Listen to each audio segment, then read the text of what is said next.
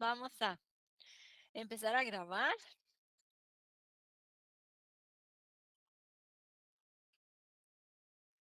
Ay, verán que esta cosa.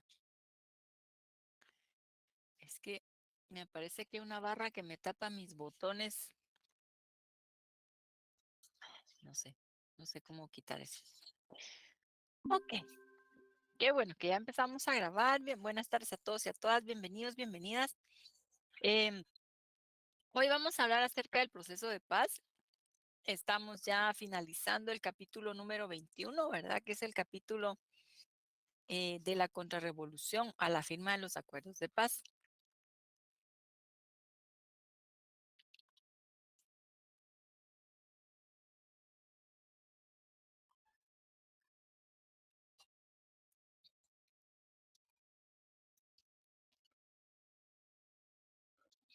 Bueno, solo para ir ubicando, ¿verdad? ¿En qué etapa estamos?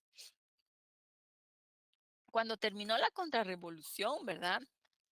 Que fue, bueno, el proceso que derrocó a Arbenz y que tomó varias medidas, ¿verdad? Para eh, que el Estado se enfocara en la eh, persecución de personas que eran consideradas comunistas, en fin.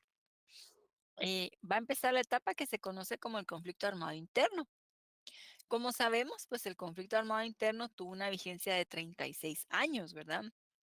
Entonces, iniciaría el 13 de noviembre de 1960 con el famoso levantamiento, ¿verdad?, de militares que querían derrocar al presidente Idígoras hasta la firma de la paz, del acuerdo de paz firme y duradera. Entonces, si vemos en este esquema, cuando se convoca a elecciones para entregarle el poder a un gobierno civil, ¿verdad? A un presidente civil, la guerra continúa, ¿verdad? Entonces, en el 1986, el 14 de enero, asume la presidencia Vinicio Cerezo, em, digamos, para eh, ir eh, concretando esa apertura democrática, ¿verdad? O esa apertura política de la que habían ido planteando los últimos gobiernos militares. Pero como vemos, 86 asume Vinicio Cerezo, pero la guerra va a continuar, ¿verdad? Entonces, obviamente, Vinicio Cerezo va a promover un acercamiento del gobierno con los grupos guerrilleros, ¿verdad? Con la URNG, para que empiecen bueno, para que se puedan sentar, platicar sobre los temas, ¿verdad? Eh, que ellos demandan, ¿verdad? Em, ¿Cuáles son esos asuntos que a ellos les interesa que se resuelvan para que ya entreguen las armas? Y entonces va a empezar la siguiente etapa, que es la que se conoce como el proceso de paz, que va a abarcar de 1987 hasta 1996, en que se suscribe el último acuerdo, ¿verdad? El de paz firme y duradera. Y pues obviamente aquí vamos a ver que van a pasar varios presidentes de la República, ¿verdad? Entonces, en 1986, como dijimos, el 14 de enero, asumió la presidencia Marco Vinicio Cerezo Arévalo, un abogado, ¿verdad? O sea, egresado de nuestra facultad. Había tenido participación también en la AED, pues desde que era estudiante. Ay, sí, híjoles, no sé si está bien el volumen. Me dicen es que ahora sí yo no me fijé cómo estábamos en este tema. Está bien, licenciada, se escucha. ¿Está bien, licenciado? Ay, gracias, chicos. Ok, bueno, y ahí le subí otro poquito. Ok, entonces asume la presidencia después de que en esas elecciones hubo mucha algarabía, mucha alegría, había mucha esperanza del pueblo acerca de los cambios que iban a venir, ¿verdad? Luego de tantos gobiernos militares y pues de tanto control de la población, la represión, se veía como que este gobierno iba a ser el de los grandes cambios, que iba a promover bastante la libertad, el respeto de los derechos humanos. Como mencionamos, ¿verdad? En la clase anterior, la Constitución del 85, pues promovía, ¿verdad? El respeto de los derechos humanos como algo fundamental, ¿verdad? Por encima de las leyes nacionales. Eh, y pues se supone que se enfocaba, ¿verdad? En la construcción de un Estado democrático. Entonces vemos que asume Vinicio Cerezo, em, gana con el 68% de los votos. Bueno, en esta elección fue cuando se estrenó el modelo este de balotaje, el de la segunda vuelta, ¿verdad? Que tenemos actualmente, ¿verdad? Que los dos candidatos más votados pasan a la segunda vuelta y pues ahí se define, ¿verdad? ¿Quién? Entre los candidatos a la presidencia. Nosotros vamos a ver que el gobierno de Cerezo, pues va a tropezar con que obviamente después de tantos años, de varias décadas de control gubernamental de parte del ejército, pues el ejército no va a querer soltar el poder, ¿verdad? Así automáticamente, ¿verdad? Ya después de varias décadas, ellos acostumbrados, adaptados a dictar, ¿verdad? Cómo iba a funcionar el país, eh, las principales políticas, ¿verdad? Económicas, políticas sociales, muchos militares que habían estado también en cargos de decisión, en ministerios, en secretarías. Eh, entonces fue una etapa bastante compleja, ¿verdad? Complicada para Vinicio Cerezo. Se dice que el Estado Mayor Presidencial, que es el grupo de militares pues, que estaban al cuidado del presidente, ¿verdad? En ese entonces, pues casi que lo tenían secuestrado, ¿verdad? Controlaban su agenda, los informes que se le pasaban sobre lo que estaba sucediendo en el país, igualmente, pues iban editados y todo, ¿verdad? Em, y bueno, entonces Vinicio Cerezo se enfocó mucho en el tema del proceso de paz. Quiso hacer una reforma fiscal, pero CACIF lo bloqueó, ¿verdad? Realmente ahí CACIF pidió la renuncia del ministro de Economía, el ministro de Finanzas y en fin, hicieron paro los empresarios también y no quisieron aceptar. Eh, empiezan ahí las privatizaciones, ¿verdad? Como la economía del país no estaba muy bien y esto pues fue una herencia de los últimos gobiernos militares. Entonces, los préstamos que otorgaba el Fondo Monetario Internacional estaban condicionados, ¿verdad? A que hubiera reducción del Estado, pues que se empezaran a despedir empleados del Estado, también que empezaran a privatizarse empresas que, que pertenecían, ¿verdad? Al Estado, el Estado las manejaba. Y entonces va a ser durante el gobierno de Vinicio que se empiezan esas privatizaciones, ¿verdad? Con la empresa de aviación nacional que se llamaba Aviateca. Em, como dijimos, se enfoca a Vinicio Cerezo, ya que realmente no, ni respaldo del empresariado y pues bloqueado también, ¿verdad? Muy controlado por el ejército, pues se enfocó en el tema del proceso de paz. Aquí podemos ver una foto icónica en donde está de las reuniones que él promovió. Empezaron en la ciudad de Esquipulas, em, invitando a gobernantes de Centroamérica, ¿verdad? Porque obviamente seguía los sandinistas, ¿verdad? Estaban gobernando en Nicaragua, ellos estaban peleando contra una guerrilla a la que le decían la contra, que era financiada por Estados Unidos. En El Salvador seguía la guerra civil, en Guatemala pues igualmente seguía la guerra, ¿verdad? El conflicto armado. Y se invitó también al presidente de Costa Rica y bueno, también al de Honduras, ¿verdad? A otros eh, presidentes centroamericanos para que respaldaran también ese proceso. Em, realmente aunque se esperaban que se dieran muchos cambios, ¿verdad? A nivel político en nuestro país, obviamente la guerra continuaba y la tensión, ¿verdad? Acerca de ciertos temas que para el ejército eran así temas que podían hacer, ¿verdad? Que cualquiera fuera visto como comunista o como guerrillero. Y entonces continúa la violencia selectiva. Así se le ha llamado al tipo de violencia que se ejerce sobre algunas personas, ¿verdad? En específico, que son identificadas como aquellas que pueden pertenecer a la guerrilla, ¿verdad? O que pueden tener ese tipo de participación. Sobre todo si,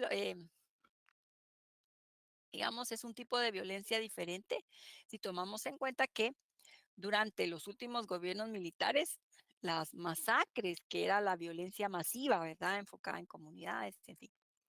Entonces, vamos a ver que durante el gobierno de Vinicio Cerezo se da el asesinato y desaparición de varios estudiantes de varias facultades de nuestra universidad. También desaparece un profesor de la Facultad de Humanidades, que son los que se conocen como los mártires del 89, ¿verdad? Eh, Fíjense, fueron 10 personas en total. 5 de ellos sí aparecieron sus cuerpos y los otros 5, pues no se sabe qué pasó con ellos. Cuando podamos regresar al campus, ustedes van a ver que hay un monumento, ¿verdad? En un, pues en conmemoración, ¿verdad? A estos desaparecidos que se encuentra a un costado de Biblioteca Central, ¿verdad? Y pues también la Plaza de los Mártires que está atrás de Rectoría, ¿verdad? Ven. Luego también se dio el asesinato de la antropóloga Mirna Machan. Mirna Mac, pues era la mamá de la diputada de Semilla que acaba de fallecer, Lucrecia Hernández Mac, y también hermana de Helen Mac, ¿verdad? Que es activista de derechos humanos. Pues Mirna Mac, fíjense que era una antropóloga em, que trabajaba en Avanzo, una organización que está ubicada enfrente del Parque San Sebastián, en la zona 1.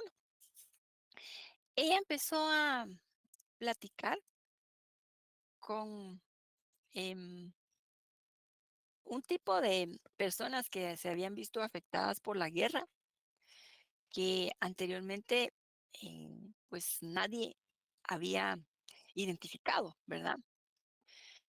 Entonces ella em, escribió una investigación que se publicó ahí en Avanzo, donde clasificaba, podríamos decir clasificaba, ¿verdad? Los diferentes tipos de personas, o sea, que habían sido afectados de alguna u otra manera. Y entonces estaban los refugiados, que muchos de ellos se habían ido a México, ¿verdad? Estaban en Chiapas. Los desplazados internos, que eran aquellos que se habían dejado su lugar de origen, en Ixcán, por ejemplo, y se habían ido a otro departamento, ¿verdad? A, pues, a buscar otras opciones en donde no hubiera tanta violencia. em, y pues identificó a un grupo que hasta entonces no se conocía, que eran las comunidades de población en resistencia. Ellos eran sobrevivientes de las masacres o pues también se habían desplazado, ¿verdad? Habían dejado su pueblo, su aldea, pero ellos estaban escondidos en la montaña, en la selva. em, el ejército los acusaba de ser guerrilleros, pero Mirna Mac platicó con ellos, pudo platicar con ellos y darse cuenta que realmente eran civiles. Y el tema con ellos era que estaban escondidos porque si el ejército los agarraba, los metían a los polos de desarrollo o los podían, bueno, a las aldeas modelo o los podían matar, ¿verdad? Porque decir, es que son guerrilleros. Entonces, esos grupos de personas, había hombres, mujeres, niños, ¿verdad? Ancianos, se escondían y entonces se las ingeniaron, ¿verdad? Para ir educando de esa forma a sus niños. Tenían sus siembras que a veces cuando se las cachaba el ejército se las quemaba, en fin. Pero fíjense, entonces, como ella visibilizó a ese sector de la población, fue asesinada. La apuñalaron, ¿verdad? Varias veces. Y precisamente fue afuera, enfrente de Avanzo, ahí enfrente del Parque San Sebastián. Em, Después de Vinicio Cerezo, va a gobernar don Jorge Serrano Elías.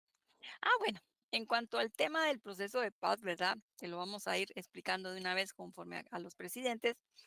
em, Nosotros vemos que durante el gobierno de Vinicio, en los años 1986 y 1987, él convocó a los presidentes de Centroamérica para que se reunieran en Esquipulas y empezara a buscarle una salida política, una salida negociada a las diferentes guerras y conflictos armados que se estaban librando en Centroamérica. Y pues obviamente a Honduras, porque también ellos estaban afectados con este tema de que el cuartel militar estadounidense que estaba ahí con ellos. Y pues Costa Rica, realmente ellos no tenían este tipo de situaciones, ni guerra, ni esos cuarteles extranjeros, pero para que respaldara, ¿verdad? A la región.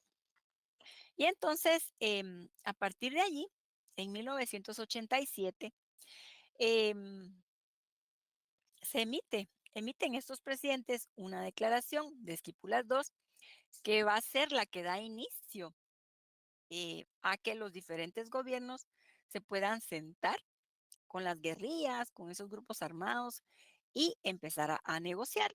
Obviamente van a ser procesos que van a llevar sus años porque son procesos complejos en donde hay todavía la polarización ideológica, ¿verdad? Es importante.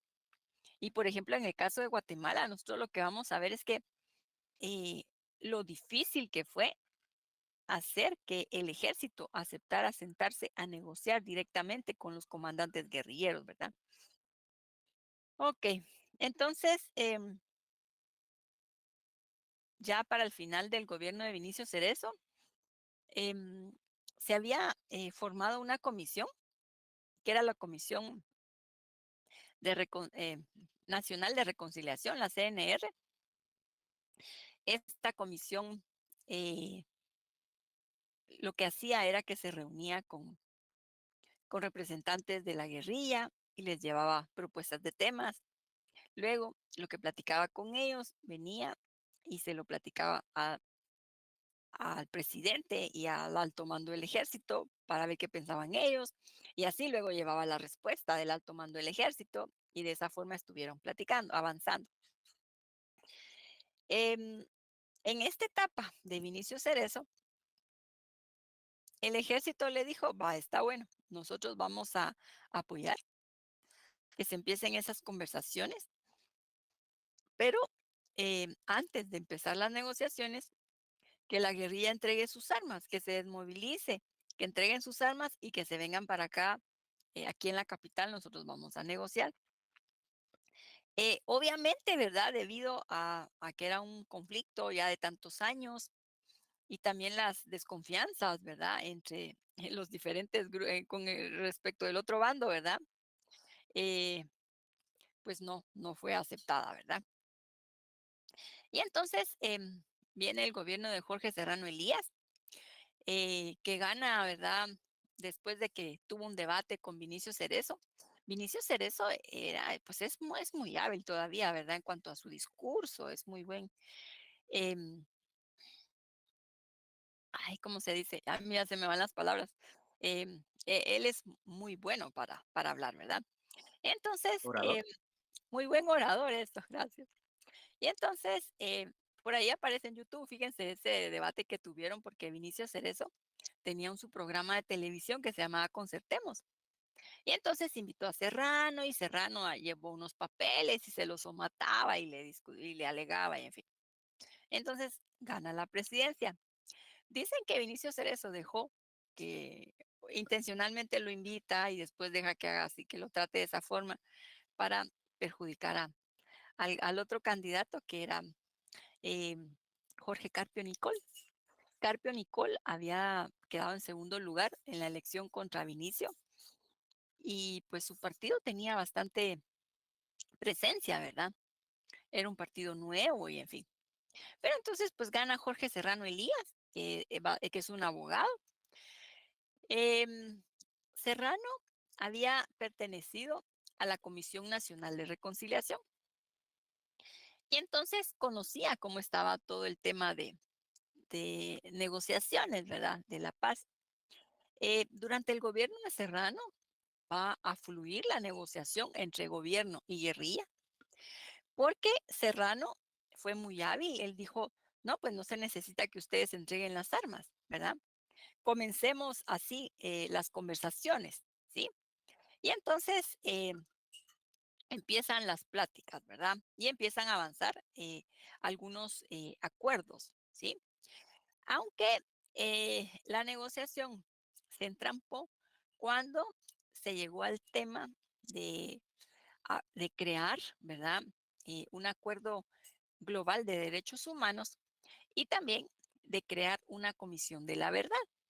Como sabemos, pues una comisión de la verdad se establece en países donde ha habido guerra y es para investigar aquellas violaciones de derechos humanos y encontrar a los culpables, ¿verdad? Entonces, ahí con ese tema, ¡pum!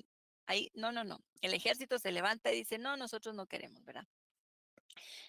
Obviamente, seguía en esa etapa en que la Comisión de Reconciliación se reunía con los comandantes de la guerrilla por separado, después traía la respuesta de ellos, se la llevaba al ejército, gobierno y después, en fin, así, de esta forma iba avanzando. Eh, Serrano Elías es tristemente recordado, ¿verdad? Por el tema del que se ha conocido autogolpe de Estado de mayo de 1993. Em, Fíjense que el gobierno de Serrano no obtuvo una mayoría en el Congreso, como sí le había pasado a la democracia cristiana, ¿verdad? El gobierno de Benicio Ceres. Entonces, se fue generando una dinámica en la que pues el presidente les empezó a dar dinero a los diputados para que lo ayudaran a aprobar leyes. Eh, una dinámica bien perversa, ¿verdad? Y bien corrupta, que motivó ese tipo de actuaciones de parte de los diputados, ¿verdad? Como que ahí se empezaron a fomentar todo eso de que venta de votos dentro del Congreso, en fin. No vamos a decir que antes no existiera corrupción, pero en fin, esto fue como que hizo, ¿verdad? Que los diputados se volvieran más ambiciosos, ¿verdad? Entonces, y que negociaran, que cobraran por el voto, en fin. Eh, y entonces, en la mañana del 25 de mayo de 1993, el presidente Serrano Elías sorprende a la población diciendo, bueno, em, leyendo eh, las normas temporales de gobierno, estoy disolviendo el Congreso, queda también disuelta la Corte Suprema de Justicia, el organismo judicial, la Corte de Constitucionalidad, también pues anula, ¿verdad?, el cargo del Procurador de Derechos Humanos, cierra la Procuraduría y en fin. Em, Frente a esta actuación de Serrano, el tema de la democracia, eh, pues si se dejaba actuar a Serrano de esta forma, estando ¿a qué? A 7 años, ¿verdad? De haber empezado con esa transición a la democracia y con los gobiernos civiles, pues era algo muy, muy terrible, ¿verdad? Hubo una reacción general, ¿verdad? De estudiantes, del pueblo en general, ¿verdad? Organizaciones sindicales, de campesinos, también el empresariado, fíjense que apoyó. Entonces hubo varias marchas todos los días, ¿verdad? Íbamos a marchar ahí hasta la Plaza de la Constitución, eh, exigiéndole a Serrano, ¿verdad? Que echara para atrás con esas medidas. Em, y que entonces quedara sin efecto ese golpe de Estado, ¿verdad? Eh, el Tribunal Supremo Electoral tuvo una actuación muy digna, ¿verdad? Porque Serrano Elías, al disolver el Congreso, quería convocar a nuevas elecciones para diputados. Pero el presidente, em, don Herbruger, dijo, no, ¿verdad? Él se puso una postura bastante digna, dijo, no, nosotros no vamos a hacer eso. Luego la Corte de Constitucionalidad tuvo otra actuación que respondió realmente, ¿verdad? A las necesidades democráticas del pueblo, ¿verdad? Y entonces dijo, esas disposiciones del presidente son anticonstitucionales y quedan sin efecto. Imagínense, ya le daba el telele a Serrano. Entonces, después de esto, siguieron las protestas. Finalmente, un grupo de militares conducen a Serrano Elías afuera del Palacio Nacional, sale para Panamá, en fin. Eh, También hay autores que interpretan que este golpe de Estado estuvo bastante respaldado por un sector del ejército que no estaba interesado en que las negociaciones de paz pudieran avanzar, ¿verdad? Sobre todo porque ya con eso de la Comisión de la Verdad y se mencionaban derechos humanos, que pues que ya no era muy conveniente para ellos. Bueno. Podemos ver acá unas fotos, miren, aquí estamos, esto es la Plaza de la Constitución, ¿verdad? El edificio del centro. Vemos a los manifestantes, ¿verdad? Quemando la foto de Serrano.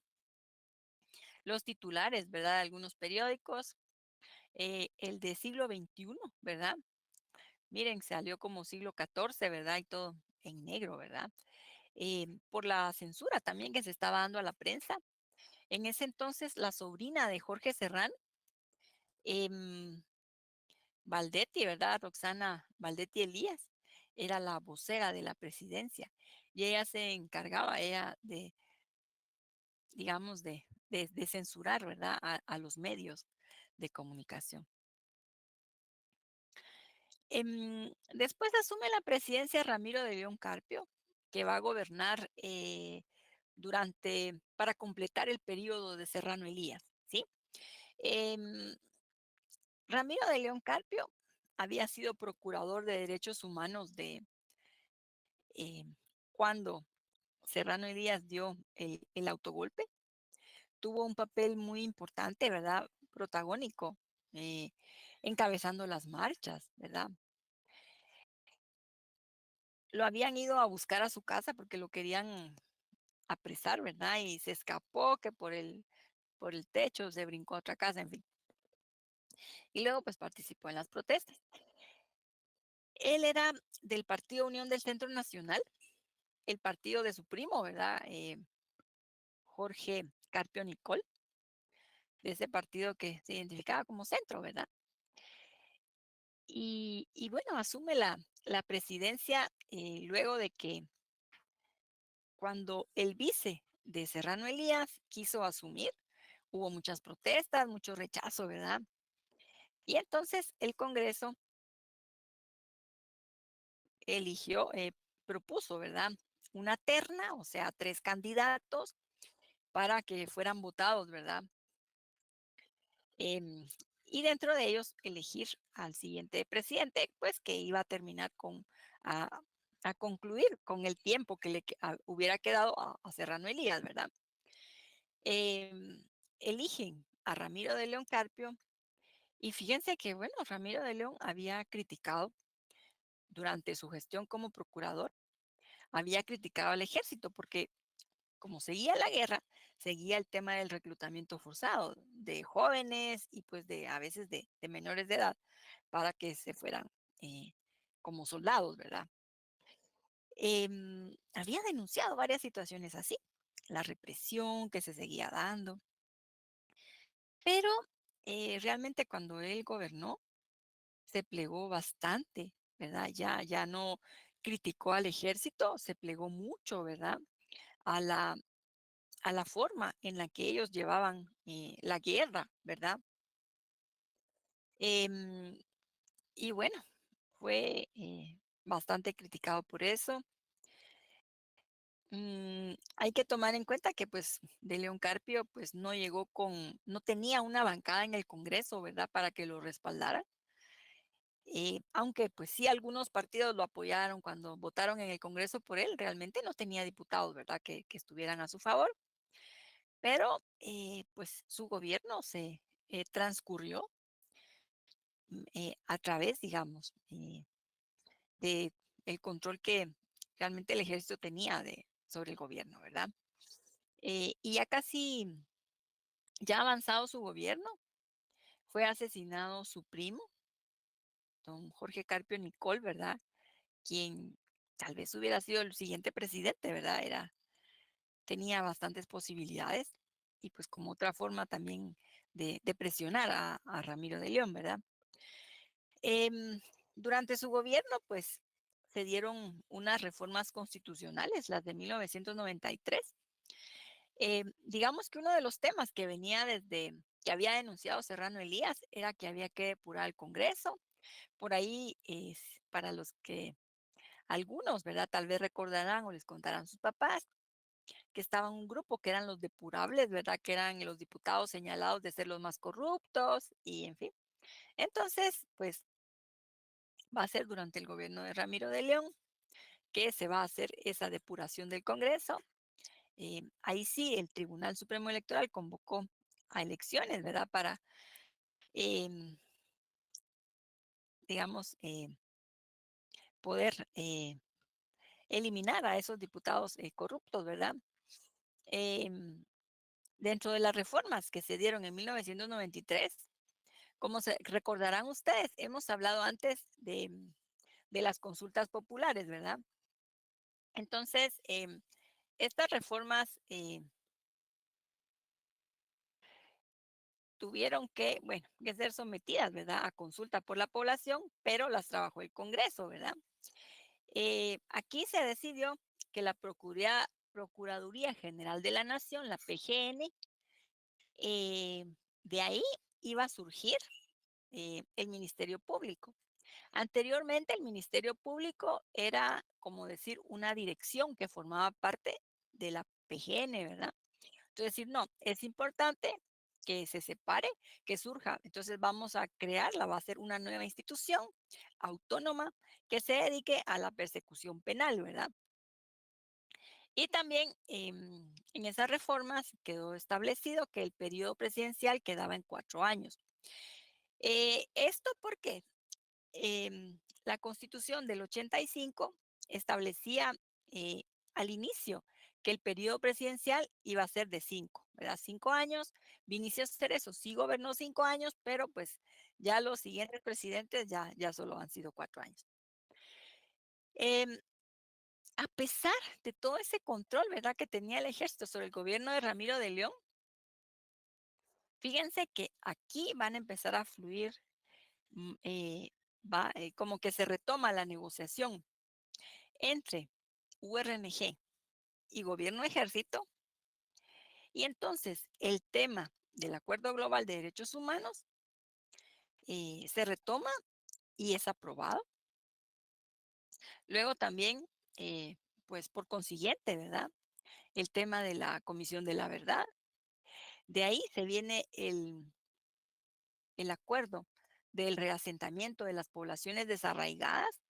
Este acuerdo se refería a cómo eh, iban a regresar, por ejemplo, los refugiados que estaban en México, en qué condiciones, los que habían sido desplazados internamente, ¿verdad? También qué apoyos del Estado iban a recibir, si les iban a entregar tierras, herramienta, en fin. Entonces, ese acuerdo también fluyó.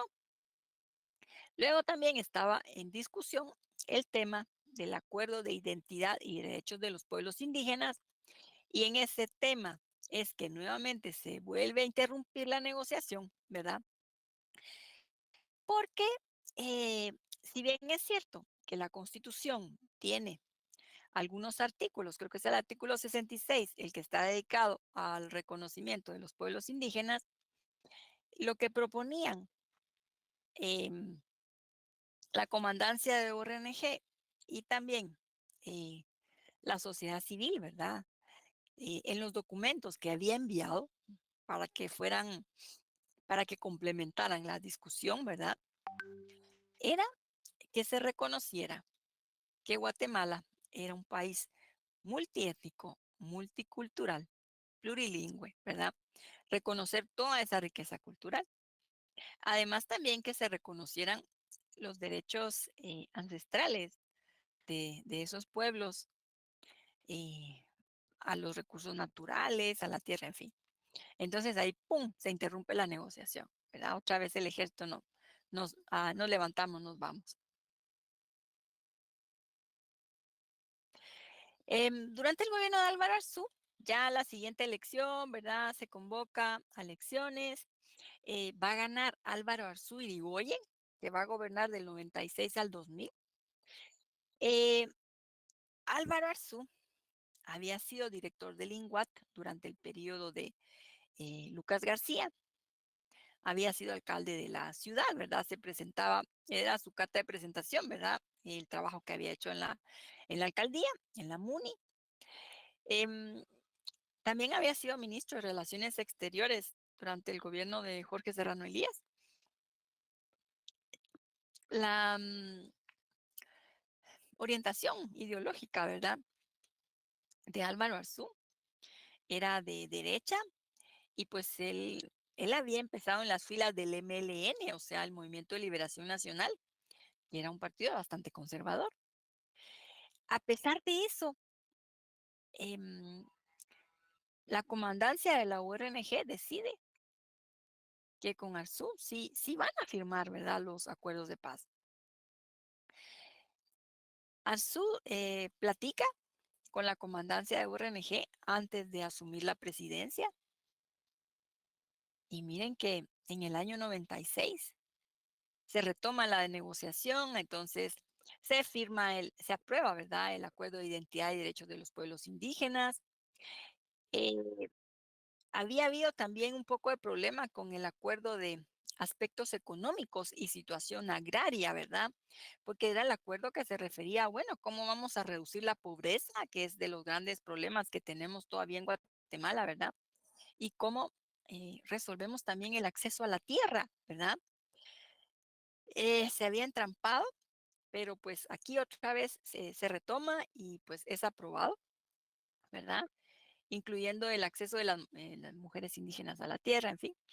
Eh, y vienen los siguientes acuerdos: fortalecimiento de la sociedad civil y papel del ejército en una sociedad democrática, en donde obviamente se contemplaron reducir al ejército en un 33%, ¿verdad? Ir cerrando varios destacamentos militares, en fin. Se aprueba el siguiente acuerdo de reformas constitucionales, ¿verdad? Y relacionado también con los aspectos electorales. Y bueno, en ese año entonces se aprobó el acuerdo cronograma para em, la, ay, ¿cómo es que se dice? Para la reinserción, ¿verdad? De los efectivos de la guerrilla a la vida nacional, ¿verdad? Para la desmovilización, ¿sí? Para que entregaran sus armas, obviamente que incluía pues los apoyos que iban a dar, ¿verdad? Eh, Tierras, apoyos económicos, en fin, ¿verdad? Para que ellos pudieran subsistir. Em, y pues el acuerdo de paz firme y duradera, que realmente ese acuerdo es un compendio, incluye todos los acuerdos anteriores, ¿verdad? Y que fue ya firmado en el Palacio Nacional de la Cultura por suscrito, ¿verdad? Por los 4 comandantes de la URNG y 4 representantes de la Comisión Presidencial para la Paz. En el gobierno de Arzú, fíjense que, bueno, se firma la paz y ustedes ven la moneda de un quetzal, ¿verdad? Que es la que se supone que ahí dice, ¿verdad? Es conmemorativa, ¿verdad? De la firma de la paz. Pero si ustedes ven bien, pues ahí como que dice Arzú, ¿verdad? Más era como dejar la huella de Arzú. Em, Aunque se avanza bastante con esta firma de los acuerdos y pues Álvaro Arzú pasa a la posteridad, pues como el gobierno que pudo firmar esos acuerdos de paz, también vamos a ver que continúan y de manera pues agresiva, ¿verdad? El tema de las privatizaciones. Entonces, se privatiza, perdón, los ferrocarriles. Pues ya para ese entonces ya no funcionaban, ¿verdad? Los trenes, pero pues todos los terrenos, los bienes, ¿verdad? Y pues que se hubiera podido modernizar, ¿no? Y pues actualizar y poner a funcionar. Guatel, que era la empresa guatemalteca de telecomunicaciones, ¿verdad? La que costaba un montón conseguir una línea telefónica, ¿verdad? Pero, en fin. Y entonces la compra una empresa hondureña y después resultó que ellos se la vendieron a este señor Carlos Slim, ¿verdad? El mexicano de Telmex. También en cuanto al tema de salud, ¿verdad? Eh, Se empiezan a quitar un montón de dispensarios. Fíjense que antes había en la capital y en los departamentos, había en varias zonas dispensarios, como decir, centros de salud, ¿verdad? En donde daban consulta, la medicina la vendían súper barata. Pues empiezan a quitar todo eso, ¿verdad? Dejan algunos nada más. También en hospitales nacionales. En todos los hospitales nacionales tenían siempre un área privada. Entonces, si usted no quería, digamos, estar en una habitación grande con un montón de pacientes, entonces decía, bueno, pues va al privado, ¿verdad? Y pues ahí le cobraban. Obviamente no era pues como ir a pagar eh, un centro, por ejemplo, el centro médico, el Pilar, en fin, pero pues sí le cobraban a usted como una cuarta, quinta parte de lo que hay, ¿verdad? Entonces, en varios hospitales nacionales se quitaron esas áreas privadas que servían para que los hospitales eh, obtuvieran fondos privativos, se dice, ¿verdad? Que es cuando pues van generando ingresos, ¿sí? Y obviamente por eso también los hospitales, esos fondos los usaban para compra de medicamentos, de alimentación para los pacientes, en fin. Eh, entonces, también se privatiza la empresa eléctrica, el INDE. Em, a partir de ahí también, el gobierno de Arzú, pues con los recortes del personal del Estado, también empiezan eh, los contratos em, de 029, por ejemplo, que es personal que no es permanente, ¿verdad? Solo está durante un tiempo, ¿verdad? Con asesorías, que puede ser contratos de 1, 2, 3, 4, 5 meses, 15 días, en fin. Em, con esas ideas, ¿verdad? Que se tenía, que el Estado tenía que ser pequeño para que fuera más eficiente, en fin. Y vemos que pues hay muchas deficiencias, ¿verdad? Porque eh, se necesita que haya más escuelas, ¿verdad? Vemos que la problemática educativa es tremenda porque no se han construido nuevas escuelas, no se han construido nuevos institutos, eh, tampoco se han construido más centros de salud, más hospitales, ni aún con la pandemia, ¿verdad? Entonces, lamentablemente, ¿verdad? El tema de recortar al Estado es un tema eh, que ha afectado bastante a la población. Durante el gobierno de Arzú, también fíjense que se dio el asesinato de Monseñor Juan José Gerardi. Él había sido obispo de la diócesis de Quiché en la época más dura de la violencia. Y entonces, cuando se firmó la paz, con la Oficina de Derechos Humanos del Arzobispado, Monseñor Gerardi pues presentó un proyecto de recuperación de la memoria histórica. Y entonces reclutaron a voluntarios en todo el país para que visitaran a familiares de víctimas o algunos sobrevivientes, ¿verdad? También para ir, en primer lugar, eh, recoger los testimonios, ¿verdad? Pero también para establecer eh, todas bueno, las violaciones de derechos humanos que se habían suscitado durante el conflicto armado y quienes las habían perpetrado. Y entonces resulta que 2 días después de que Monseñor Gerardi presenta los resultados del informe, pues es asesinado, ¿verdad? Él vivía en la casa parroquial de San Sebastián, cabalmente en la zona 1. Ok, vemos esta frase de que dijo Monseñor, ¿verdad? Cuando presentaron el informe, mientras no se sepa la verdad, las heridas del pasado seguirán abiertas y sin cicatrizar.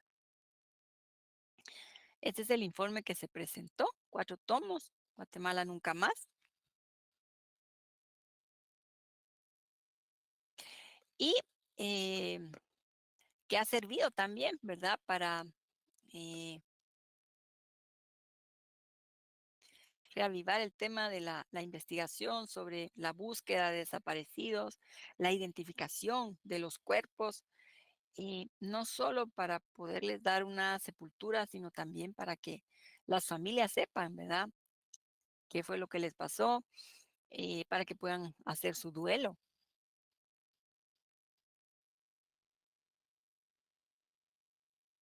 Bueno, no sé si tengamos por ahí algún comentario, alguna pregunta, solo para mostrarles este esquema, ¿verdad?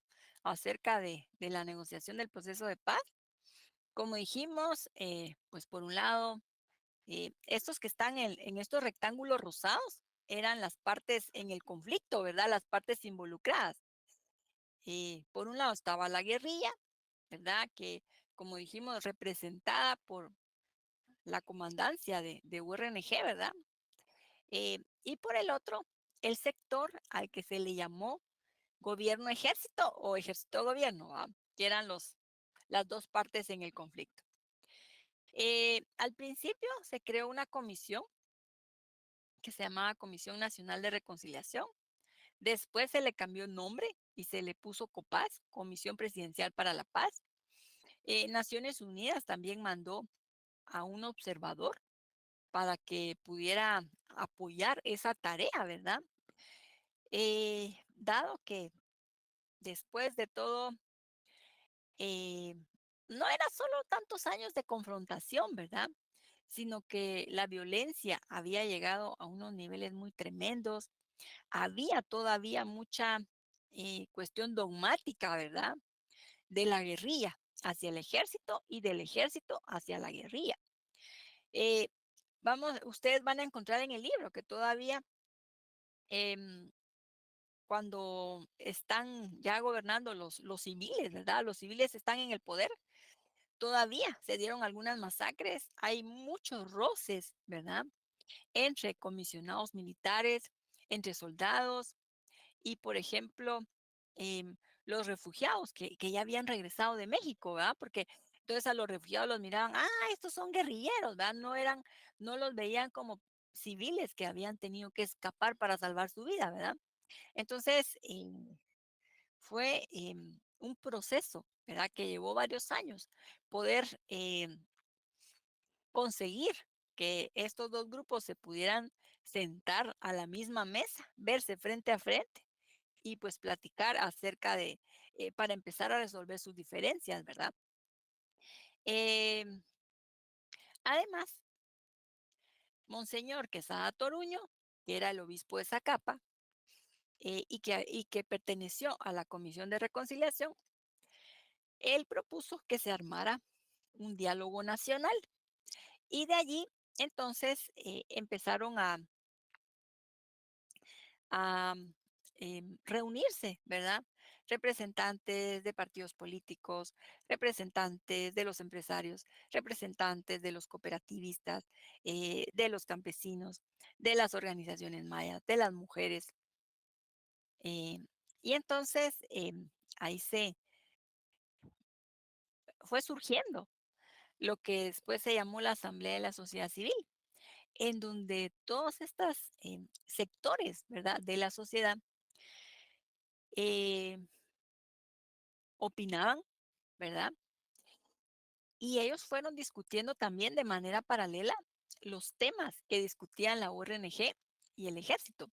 Entonces, la Asamblea de la Sociedad Civil elaboraba documentos a los que le llamaban documentos de consenso y se los mandaban a las partes, ¿verdad?, en conflicto para que ellos los conocieran y que los tomaran en cuenta también en la negociación. Eh, Asimismo, también hubo reuniones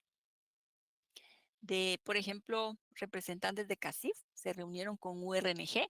Obviamente no se reunían en Guatemala, ¿verdad? Sino que eh, en otros países, ¿verdad? Países amigos, ¿verdad? Que apoyaban el proceso de paz.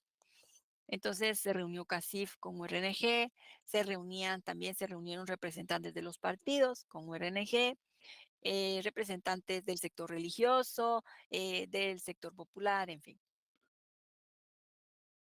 Bueno,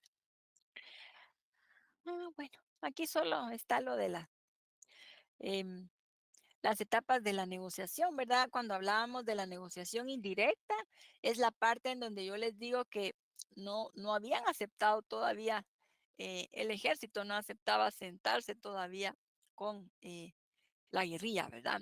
Entonces, era que la Comisión de Reconciliación se reunía con cada uno por separado y les llevaba las respuestas del otro y de esa forma, ¿verdad? Y ahí fue donde se dieron esas reuniones entre sectores de la sociedad con comandantes de la guerrilla, de URNG, y luego, ya cuando empezó la negociación directa, em, ya había empezado, sí, ya estaba Serrano Elías, que ya, obviamente, los comandantes guerrilleros no venían a Guatemala, ¿verdad? Sino que en México y en otros países se daban esas reuniones entre los comandantes y la comisión política de URNG, con representantes del sector gobierno, ejército, eh, para ir suscribiendo los acuerdos, ¿verdad?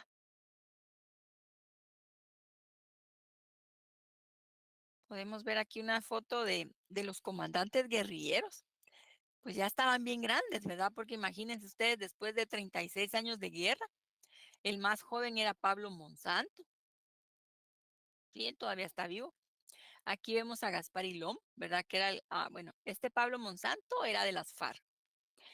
Gaspar Ilón, Rodrigo Asturias, que era de ORPA, Ricardo Ramírez, que era el comandante del EGP,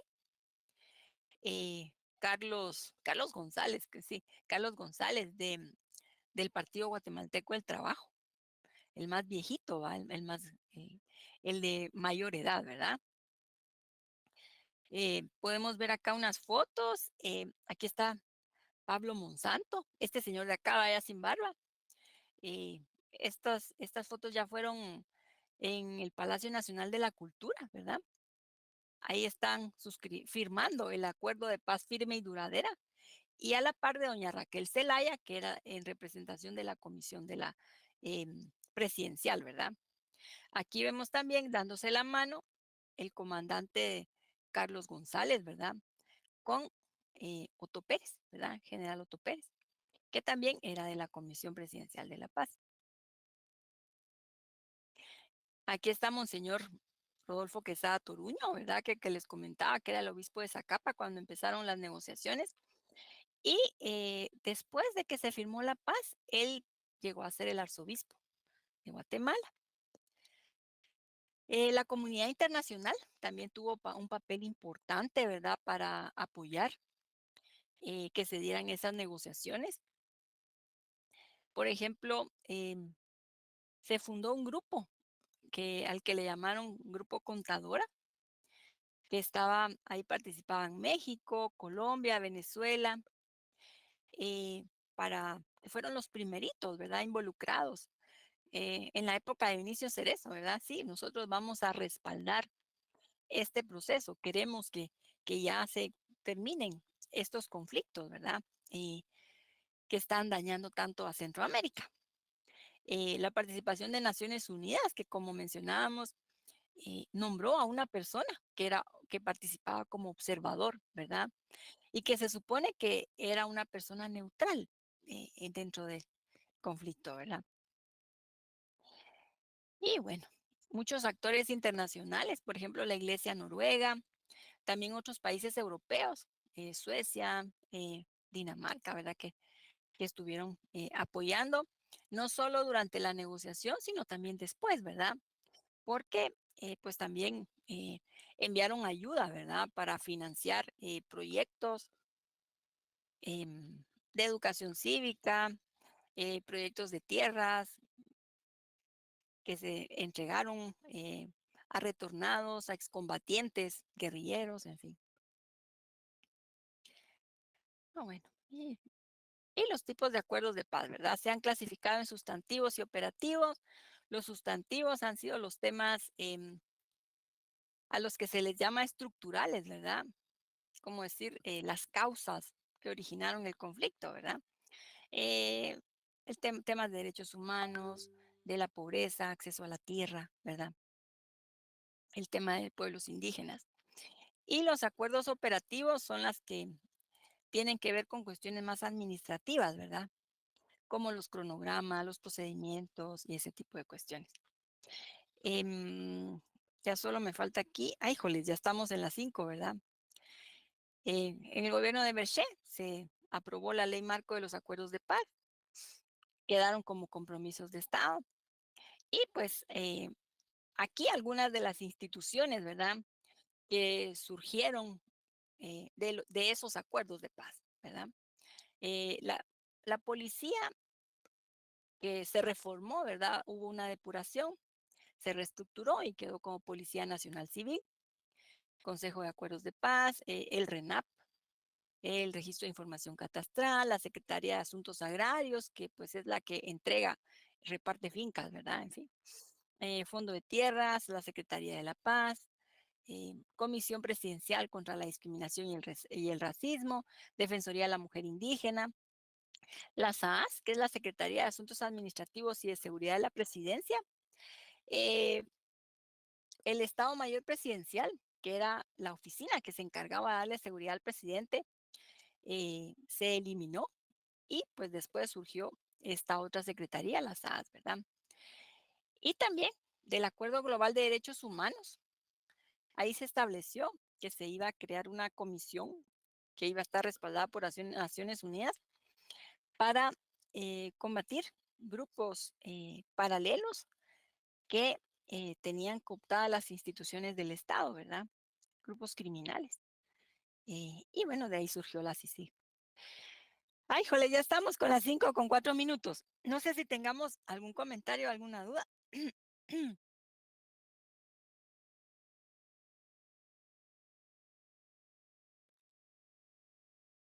Licenciada, disculpe, yo sí tengo una pequeña duda, que usted había mencionado el autogolpe de Estado de Serrano Elías, Así es. pero estaba escuchando que usted mencionaba que el ejército, una parte del ejército fue el que lo sacó. Entonces tengo duda de por qué se le considera un autogolpe de Estado.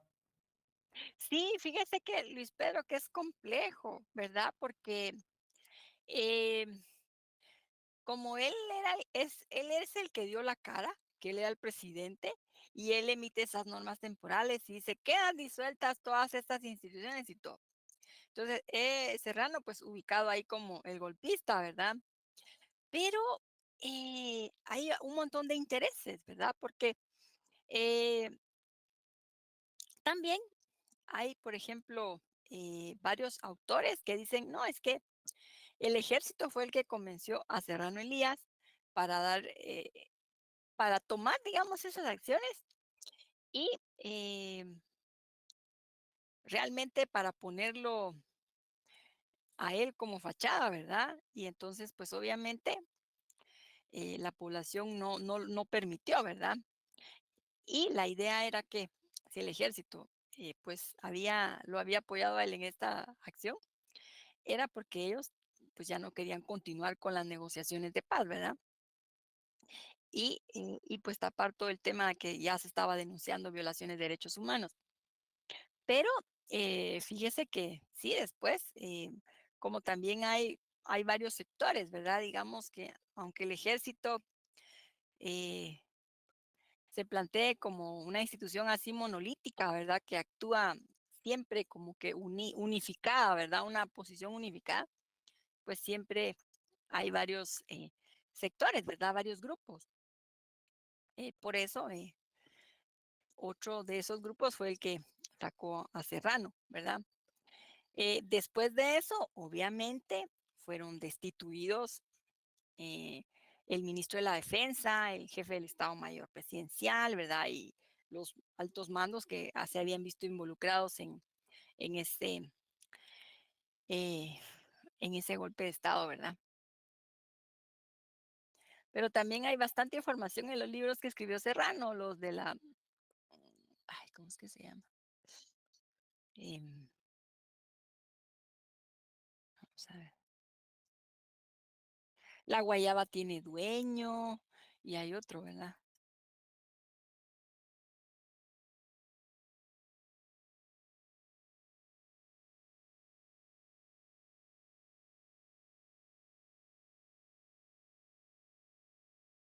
Pues no sé, o no sé si usted quisiera comentar algo más, Luis Pedro.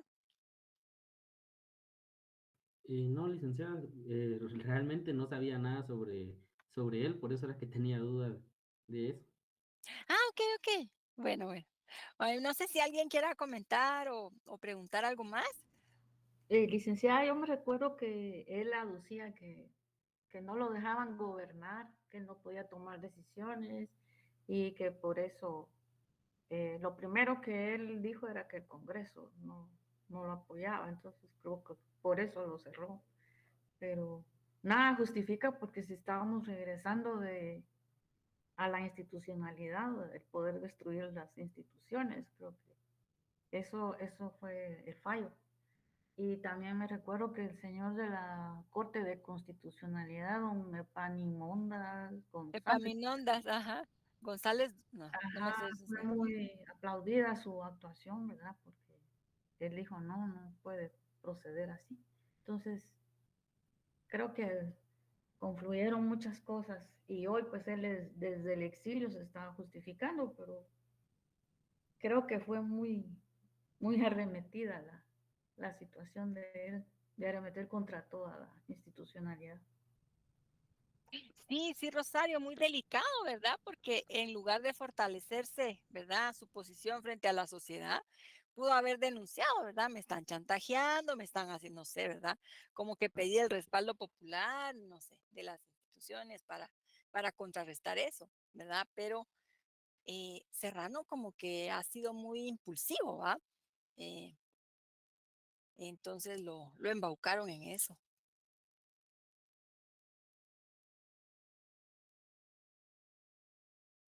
Y sí, miren, últimamente, así que en los últimos tiempos, ¿verdad? Como desde hace unos meses, se está apelando mucho a que la actual Corte de Constitucionalidad recuerde esa actuación tan honorable, ¿verdad? Y tan valiente que tuvo la Corte, ¿verdad? En ese momento del serranazo, pero, pero no. Ok, bueno. Entonces, no sé si tengamos algún otro comentario. Solo les cuento que tenemos clase el jueves, pues ya solo el repaso, ¿verdad? Ya nosotros vamos a evaluar hasta el final del capítulo 21 em, y pues ya solo tendríamos nuestro repaso. A ver, quiero ver acá. Sí, capítulo 21, entonces sería hasta la 434. Bueno, em, no sé si tengan ustedes algún otro comentario. Licenciada, yo quiero hacer la siguiente observación. Yo estoy muy agradecida por el hecho de haber visto la importancia que tiene el estudio de la historia. Eh, Escuché a un diputado decir que los jóvenes ya no quieren saber nada del conflicto armado y ni de la historia, creo yo, pero creo que no se puede obviar todo lo que ha vivido el pueblo y que realmente hoy no tiene, que todavía sigue en la lucha, ¿verdad? Para tener una voz y, y creo que la historia es sumamente importante para poder determinar cuáles son los fallos como sociedad para permitir la convivencia y la libre participación de todos para construir una nación más fortalecida. No podemos obviar todo lo que vivimos, ¿verdad? El terrorismo que hemos vivido, porque realmente eso hemos vivido. ¿Cuántos guatemaltecos han muerto? Entonces, no podemos obviar eso. Y yo quiero hacerle una exhortación a los compañeros que nos importe la historia, ¿verdad? Para poder construir una mejor nación ¿verdad? Y que como jóvenes tenemos un privilegio, como jóvenes ustedes, porque yo ya no, tienen el privilegio, ¿verdad?, de estudiar y de conocer, y realmente es importante conocer. Entonces yo muchas gracias, porque hoy vi los porqués vivimos hoy como vivimos. Muchas gracias. Ay, gracias por el comentario, Rosario. Fíjense que precisamente modificaciones que se hicieron, ¿verdad?, al sistema educativo, que pues reformaron bastante, aunque había tanta represión, el sistema educativo público, ¿verdad?, seguía funcionando bajo los parámetros de los gobiernos de la revolución, ¿verdad? Todo el entramado que se armó durante el gobierno de Arévalo. Pero lamentablemente en los últimos años se modificó y con todo esto de los remediales y un montón de cuestiones, yo siento que fue intencional para bajar el nivel educativo, ¿verdad? Pero lo que, pero pienso que aunque haya bajado ese nivel, aunque sea, bueno, de manera intencional, ¿verdad? Se descuidó tanto la educación. En esta coyuntura actual, ¿verdad? Desde con el tema de las elecciones, también ahí la juventud, ¿verdad? Fue la que sacó el pecho, ¿verdad? Y la que votó realmente por un cambio. Entonces, sí, creo que van bien encaminados, ¿verdad? Ya solo hay que, eh, creo que, bueno, como que ya profundizar un poquito más, ¿verdad? Esperemos que sí. Bueno, entonces, nos vemos el jueves, chicos, cuídense. Vamos a tener el repaso y ahí les voy a compartir qué capítulos vienen, ¿verdad? Este último contenido. Y bueno, entonces vamos a seguir platicando.